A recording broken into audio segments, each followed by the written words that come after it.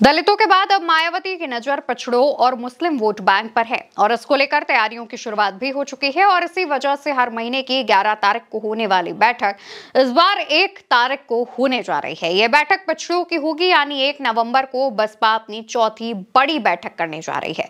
इस बैठक में तमाम फैसले लिए जा सकते हैं, लेकिन सबकी नजर रणनीतियों पर होगी। मायावती कैसे क्या रणनीति तैयार करती हैं और इसके साथ साथ कई दलों में बढ़ गए वोट बैंक को वापस फिर से कैसे बसपा के साथ लेकर आएंगी, इस पर भी चर्चा की जाएगी। जानकारों के मुताबिक मायावती सोशल इंजीनियरिंग करके दलित, ओबीसी, मुस्लिम समाज को एकजुट करना चाहती हैं और इसके लिए वो भाईचारा कमेटियों का गठन भी करेंगी और इन्हीं सब निर्देशों के लिए बैठकें भी की जा रही हैं। मौजूदा समय में मंडलों में मुस्लिम भाईचारा कमेटियों का गठन किया जा रहा है। इसके बाद जिले और फिर विधानसभा स्तर पर मुस्लिम भाईचारा कमेटियों का गठन होगा और इसी तरीके से 26 से पहले अलग अलग समाज के भाईचारा कमेटियों का गठन पूरा कर लिया जाएगा। 26 यानी कि 2026 आने से पहले, नए साल की शुरुआत होने से पहले तमाम जो भाईचारा कमेटियां हैं उनका गठन होगा।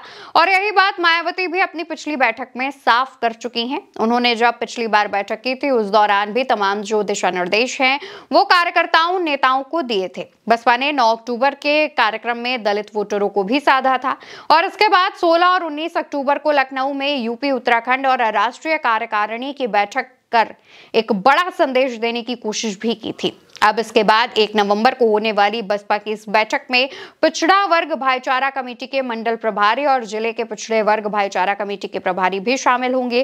कहा जा रहा है कि मायावती पिछड़ा वर्ग के भाईचारा कमेटी की बैठक बुलाकर इसमें 9 अक्टूबर को हुई इस कार्यक्रम में उमड़ी भीड़ की सफलता का धन्यवाद देंगी और अपने अपने क्षेत्रों में ओबीसी समाज के बीच जाकर आभार जताने के लिए निर्देशित करेंगी। और साथ ही मायावती तमाम लोगों को वापस से ये दिशा निर्देश देंगी कि कैसे जो बिखरा हुआ वोट बैंक है उसको एकजुट करना है।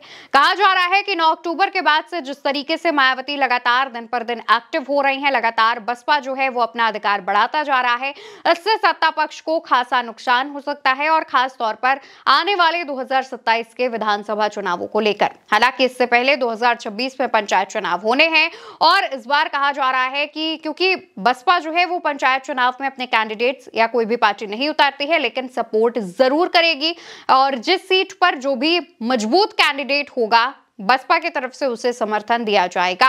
मायावती ने इसको लेकर के खास निर्देश दे दिए हैं। वहीं बसपा में अब नंबर 2 की पोजीशन पर आ चुके मायावती के भतीजे आकाश आनंद भी तमाम रणनीतियों पर अपनी नजर बनाए हुए हैं। वो भी तमाम जो प्लानिंग्स हैं वो कर रहे हैं। कहा जा रहा है कि इस बार मायावती जिस तरीके से एक्टिव हुई हैं वो बसपा का जो पुराना कोर वोटर है उसको वापस से जोड़ने का जो काम है वो भी करेंगी। बताते चले कि मायावती पर लगातार भाजपा की बी टीम होने का आरोप लगता है, लेकिन जिस तरीके से सोशल इंजीनियरिंग मायावती कर रही हैं उससे भी सबसे ज्यादा जो प्रभाव है, जो इफेक्ट है वो भाजपा पर ही देखने को मिलेगा। वैसे भी भाजपा जो है वो दलितों या पिछड़ों की पार्टी नहीं कही जाती है। भाजपा को जो पुराना जनाधार है वो गांवों में नहीं है बल्कि शहरों की पार्टी भाजपा कही जाती है। लेकिन बसपा जो है वो पिछड़ों की, दलितों की पार्टी है। उसका गांव में भी जो पिछले समाज के लोग होते हैं, जो निचले समाज के तबके से लोग आते हैं, उसमें बसपा और खास तौर पर मायावती की अपनी एक पुरानी पहचान है और इसी पहचान को दोबारा से बसपा के साथ जोड़ने के लिए लगातार जो बैठकों का दौर है वो जारी है। और इसी वजह से कहा जा रहा है कि भाईचारा कमेटियों का गठन भी 2026 से पहले कर लिया जाएगा ताकि जो तैयारियां हैं उसकी शुरुआत की जा सके। कहा तो यह भी जा रहा है कि जल्द ही मायावती यूपी की करीब आधी से ज्यादा सीटों पर 200 से 250 सीटों पर प्रभारियों के नामों का भी ऐलान कर देंगी और इस तरीके से उन्हें एक हरी झंडी मिल जाएगी उन प्रभारियों के जिनके नामों का ऐलान किया जाएगा और वो अपने अपने क्षेत्र में एक्टिव हो सकेंगे, काम कर सकेंगे।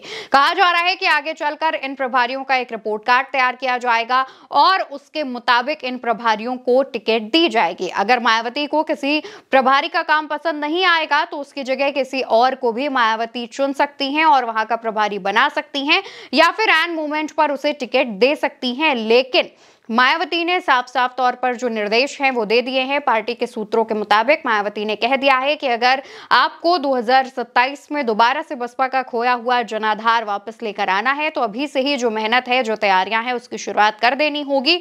और यही एक वजह है कि मायावती अभी से ही 250 से भी ज्यादा सीटों का जो टारगेट है वो लेकर के चल रही हैं। कहा जा रहा है कि मायावती के साथ साथ आकाश आनंद भी तमाम तैयारियों पर एक नजर बनाए हुए हैं, तमाम चीजों की जो रिपोर्ट है वो तैयार कर रहे हैं। देखने वाली बात तो ये होगी कि 1 नवंबर को जब बसपा की ये जो बड़ी बैठक होने जा रही है उससे क्या क्या चीजें निकलकर सामने आती है और मायावती किन चीजों को लेकर के अपने जो कार्यकर्ता हैं, जो नेता हैं, उनको निर्देश दे सकते हैं। फिलहाल मायावती जिस तरीके से तैयारियां कर रही हैं उसको लेकर आप क्या सोचते हैं, आपकी क्या राय है, कमेंट सेक्शन में बताइएगा। इस वीडियो को शेयर कीजिएगा और चैनल को सब्सक्राइब कीजिएगा। नमस्कार।